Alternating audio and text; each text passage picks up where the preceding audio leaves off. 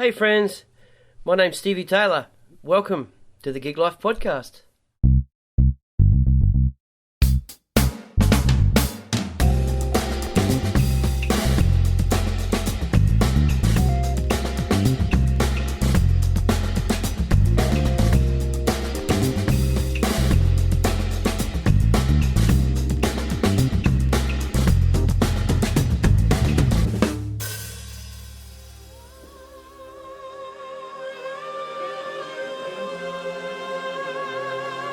My guest today is Darren Mathiassen. D is one of New Zealand's busiest and in-demand drummers. Trinity Roots, Rob Ruha and Rhea Hall, Rhombus, Hollie Smith. He did a tour with Bliss and Esso, and that's just to name a few. And of course, one of my favourite bands, Shapeshifter.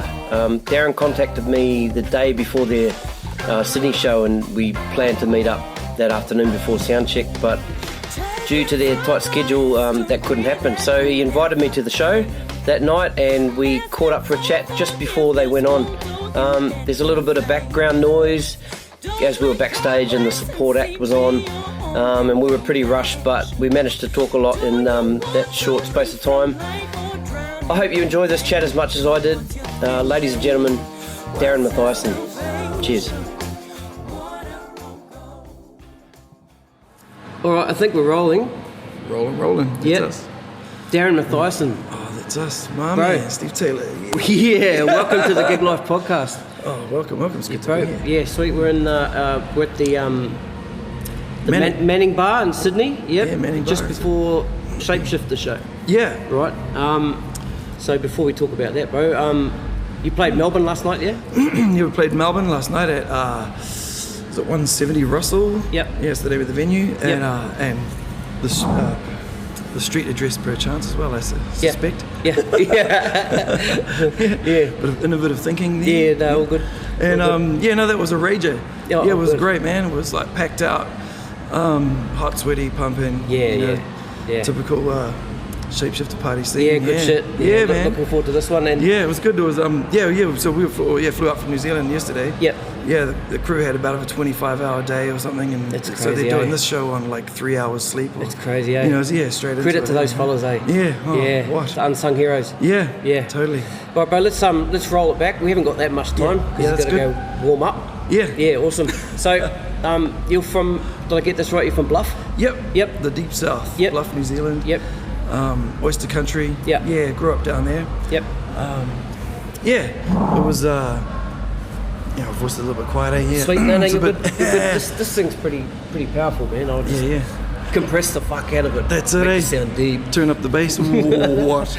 Yeah. Wow, Awesome. wow. Yeah. So I grew up in Bluff. It's a great place to raise your kids, I think, you know. Yeah. Those little quiet little towns. And, and it's cool because you can make a bit of noise, with the drums and all that. And, Yeah. So were you playing drums early on? Oh, no, it wasn't too early. I kind of started, I guess, late by today's standards. Didn't really pick it up properly until sort of high school. Yeah, that's a real common thing. What I've noticed doing the rounds the last couple of months is it's about 13, 14. Age group. It's starting to play, you know. So, That's right. Yeah, things start to click. You know, at Yep. least it depends what you're exposed to. I guess when you're younger and sort of what opportunities are presented. I mean, either through the schooling system or through family usually. Yeah. Yep. Yeah. So and it was drums first. Yeah, it was drums first. Yep. My uncle Brian was a skipper on an oyster boat down there, and he was also a mad drummer. Yep. And Brian and Rose, they were like real supportive of me, when I was kicking off with the whole thing. Yep. I used to get down there at like 7 a.m. in the morning and rattle everybody's dags, Yeah. Oh, what? Yeah, funny, I thought about that. If I was a bit older, I would have thought about that. Instead of just being too keen. And what was your first sort of band experiences? Oh, my first band experiences was with a couple of good friends. Simon Koperu, who was playing the bass. It was cool. He was a great guitar player as well and singer, and also another chap, Jacob Luamanavai, and sort of fronted the band. He was a great singer and a bit of a shredder on the guitar and all of that. Yep. And that was like my first. We also, what was kind of special about that is we were all sort of friends first, and we all sort of picked up our instruments and we all sort of developed together. Yeah. So it was a real. I've never really quite experienced anything quite like it, since. These days, it's sort of, you come into an establishment and hey, an establishment, you feel like, people kind of already have, things established, and you're kind of like, oh yeah, sweet, let's fit together and do the thing. And so it was quite a unique sort of perspective to have, like getting into it. And quite special. So that band was called Juice, and we used to do the what are they called, the rock quests and all that. We came through it with the nationals and all that, but what year were you in it? Were you at the year in the name, because we got through to the regionals into Wellington. I'm just trying to I'll come back to it. I'm just trying to think. The guitar player. Aaron Tokona? Aaron. They won it. They won it that year. Yeah, that's right. We were in it. Mustard and band. Yeah, that's how we all sort of met. Right. We used to play with Aaron as well. About the same year. The same year, and cool. all the same sort of generation as like the Quarter Boys and Julia Deans. Man, all those guys. Like the Quarter Boys. They won it that year, eh? What's the name of the band? They did. Auntie Beatrice, I remember it. I remember it, I'll give those guys a tickle. Yeah, sweet. Mean. So, and when did you move away from Bluff? And what moved you away? So, it was sort of, finishing up high school. I was 17. And that sort of stage of life, everyone's telling you, oh man, what have you getting into now is kind of set you up for your rest of your life and things and what you're going to do, and I was just like, oh, what am I going to do, and like the only thing I was really going deep on was music, and actually there was a jazz group was touring New Zealand, a brilliant pianist who you might know, especially in Australia as well, Mike Knock. And he was touring with Paul Dine and the late Roger Sellers, bless his soul. And I went to that concert and just mind completely blown, I was just like, it was huge. It was like, I didn't understand what was going on. I was like, wow, what? It's like, wow, what are these guys up to? It was crazy. And I got chatting with Roger after that show, and he sort of enlightened me. He said, oh man, I teach at a jazz school in Wellington. And I was like, holy, like there's somewhere to go after this, more food, for the soul and the mind. And it was like, I was like, wow. So I thought I'd have a crack at auditioning for that. And so I auditioned and got in. They were only accepting like 3 drummers a year back in those days, so it was pretty special to get in. And was there like a audition process? So I flew up to Wellington. It was like, it's a big expense to go from Invercargill up to Wellington and back again, and sort of take a punt on like doing an audition and throwing your stuff out there, it was like one of my most like nervous times, in life, when you sort of like throwing that down but getting in was like one of the most exciting, as well. So it was like, wow, cool. And so I did my 3 years penance up there, under the tutelage of Roger Sellers and Lance Phillip, incredible Lance musicians. Phillip, he used to come up from Wellington to Makota College, which was my college of Marston. He was my teacher. Yeah, man, I tell you what. No way, Lance Phillip. There you go. Man. That boy gets around. He introduced me to Jeff Beccaro. Introduced me to Weckl. Oh yeah. To Gad, Liberty DeVito. I studied from the Liberty DeVito book in France. Fuck, what spin out. There you go, spinning out it. Yeah, bro, that's awesome. Yeah. Well, that was kind of funny because like, because I was like, there was an exchange student who came out from Indonesia, and this is like a great thing that you don't realize, like having like those student exchange programs is like it's awesome because he was bringing his culture and he brought his like cassette tapes, and he was like he threw down this album, Master Plan, which was a Dave Weckl album, and it was just like exposing me to all of this crazy fusion and jazz stuff. And I was like, what? Is this happening in the world? You know, I was like, you know, because you're stuck in Bluff, it's like, you know, like, you know, it's like you're trying to just soak up, like, you know, and it was great. And he exposed me to a lot of that stuff before I went up there. And that was the crazy thing with Lance. I was like, oh man, this guy, he studied this stuff up. Whoa, what's going on, bro? Because he was doing the Joseph and the Technicolor Dreamcoat show at the time. I remember because he couldn't make some of my lessons because he was off touring New Zealand. And he was doing he was doing a bunch of that's awesome. a bunch of those shows. Actually, and like after I did the jazz school thing, I ended up oh man, like having these two like pretty incredible opportunities kind of landed on the table at about the same time. Was like so one was you know, jumping onto the Hard Rock Cafe circuit with, you know, when I was into Buddy's interview, you know, like that was like how did you know Buddy? There's a bit of a link in there, and and then what I ended up doing was doing a Joseph's Technicolor Dreamcoat Australasian tour. Like it was like 9 months long or something like that. Oh, wow. That was my first proper international tour straight out of jazz school there, and and then we're giving the quick synopsis there. Just actually doing a bunch of gigs around town. Stuff was crazy, you know, around that time, 10 to 15 gigs a week, you know, it was mad.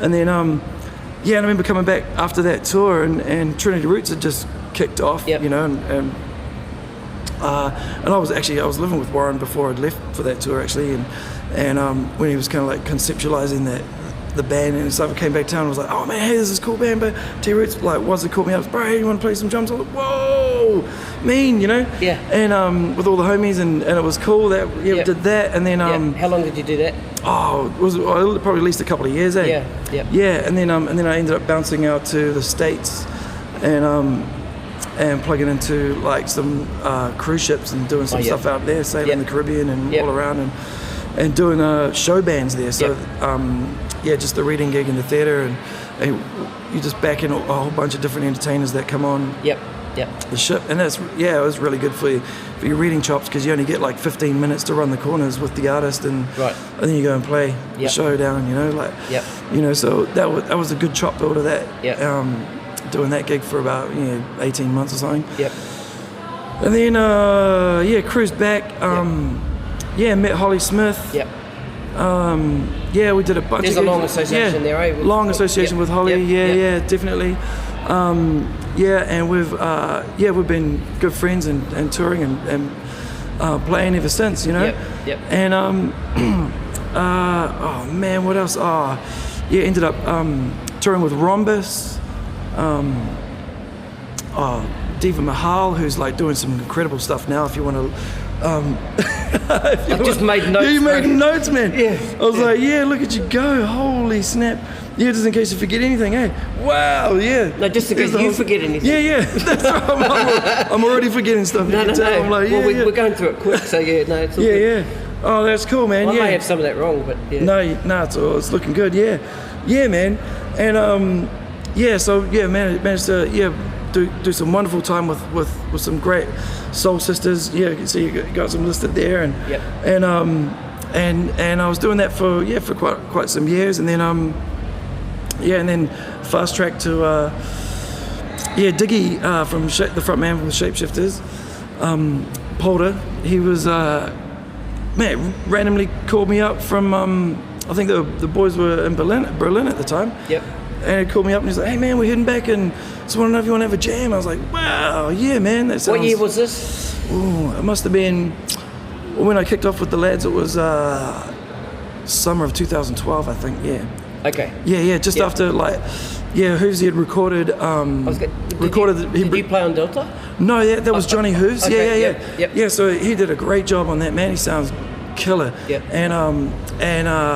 So he bounced after recording that album, and I had the pleasure of being able to tour it, and and then it's just been wild ever since. on You know, ever since, full on with shifters and Yeah. and doing that. Oh, actually, some good homies over here, and you'll know in Aussie, Bliss and Eso, the Bliss and Eso boys. Yep. Yeah, bro. Yeah, I got to do a tour with those guys. It was killer, man. You know. Right, yeah. Those such awesome, Yeah, the Aussie awesome hip-hop's boys, man. killer, man, yeah. And killer show. It was, that was a great time as well. Yep. And so real mixed bag of stuff, you know, like through over the years. Yeah. And so, so you got your own studio, yes? Yeah, I got my own studio. Yep. Converted a little garage at home and Yep. and sort of soundproofed it up and Yep. we've done we do a bunch of stuff in there. I've still got a couple of projects I got to get off the table, you know. Yeah. About the moment, because what happens is I get too busy on the live scene, and then Of course. you know. But we've done. We did Hollie's last album in there, I think. Oh, did you? Right. Okay. Yeah, which was cool.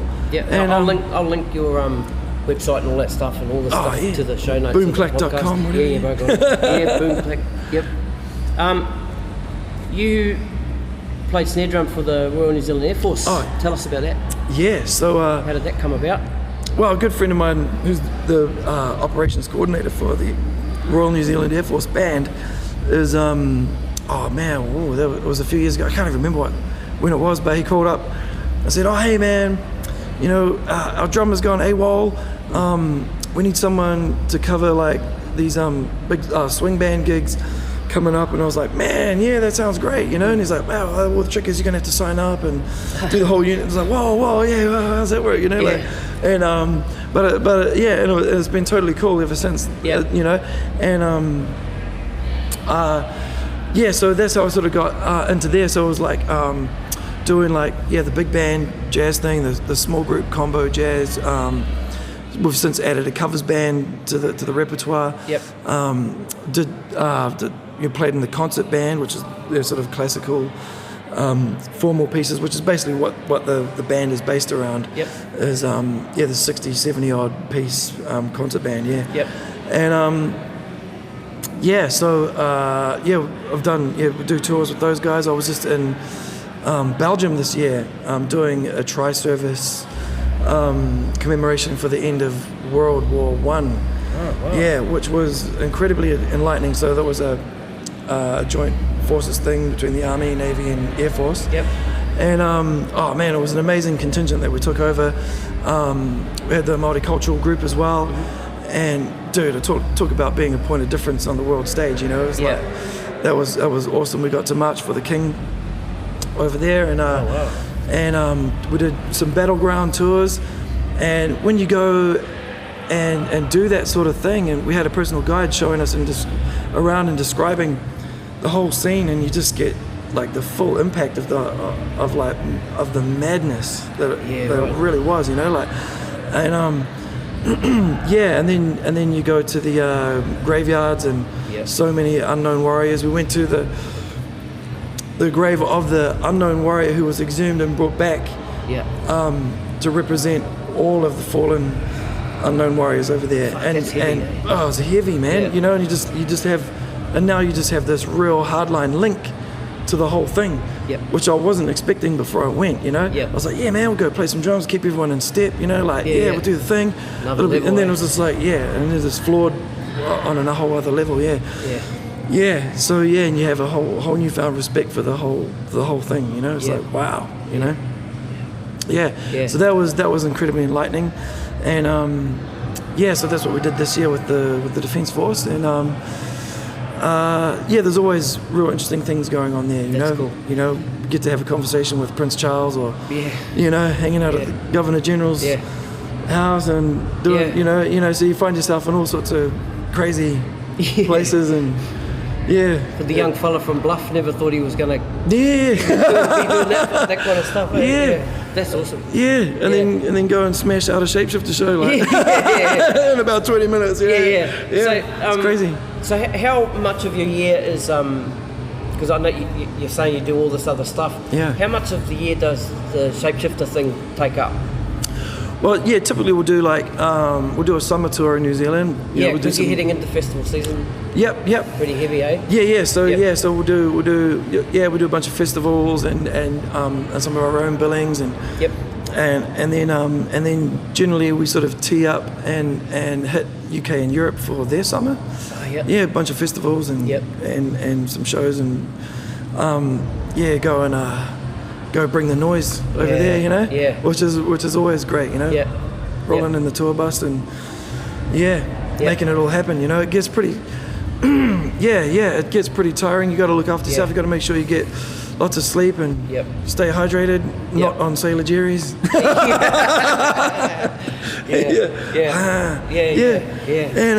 And then when you get home, have you got a full schedule when you get back? There's always. You tee it up that way.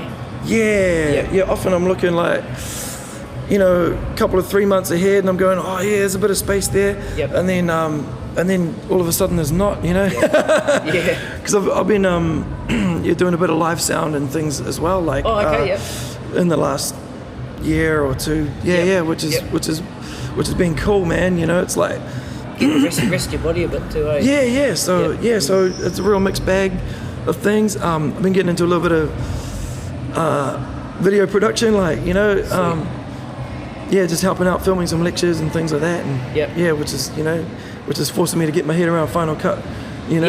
So I'm like, okay, sweet, I better start doing something with this, you know. That's cool. And how do you see the next 12 months? Well, the next 12 months will be the band's working on some new material.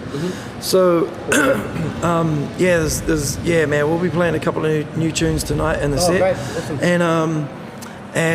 So what that's going to kind of look like is we'll introduce some more of that over summer. And then hopefully push a new album out at some point next year. And then we'll be touring that for the next couple of years. That's I'd say. Exciting, Really so that's kind of like there's the kind of the long throw. With shifters at least, and we keep all the other things rolling too, you know. That's cool. That's cool. Now I know you got to head off and start warming up in a minute, but just tell me who some of your players are. Who are your guys? Oh man, your drummers and even not just drummers, bass players, whatever. Man. Who are your fellas?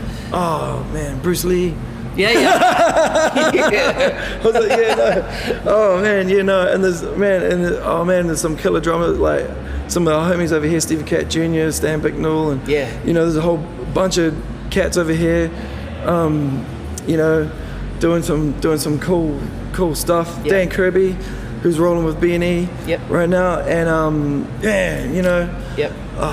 Buddy, bro, it's like, man, like so many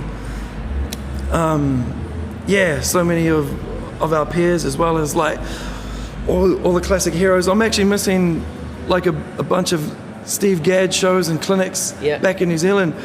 He was out here 2 Christmases ago, and I saw him at the basement. Took my dad there. Like a floored, man, unreal. Steve Gadd band, it was just awesome. Oh man, magic. Actually, man. So that one's got me a little bit like, oh man, all the, but it's cool. We're out here smashing it. And you are. That's the way to keep it rolling. Awesome, man. Bro. Well, I better let you go and warm up those hands and because I'll be watching, I'll be judging. That's it, bro. Get a couple of audio grabs if it's sounding any good. Tikitane's on the sound, bro. Oh, is he all right? Yeah. Oh, what? Sweet. Oh, what? Can turn it up, eh? Awesome. All right. Awesome, my Darren, brother. thanks so much, bro. Nice to meet you. And thanks for inviting me here tonight. Thanks for the tickets. Pleasure. Enjoy the show. Floored me, bro, when you asked me to come. It was awesome. Easy, my bro. Easy. Really cool. Yeah. Pleasure to have you here. Thanks very much, Darren. Rockin', brother. Awesome. Thank you, man. Peace.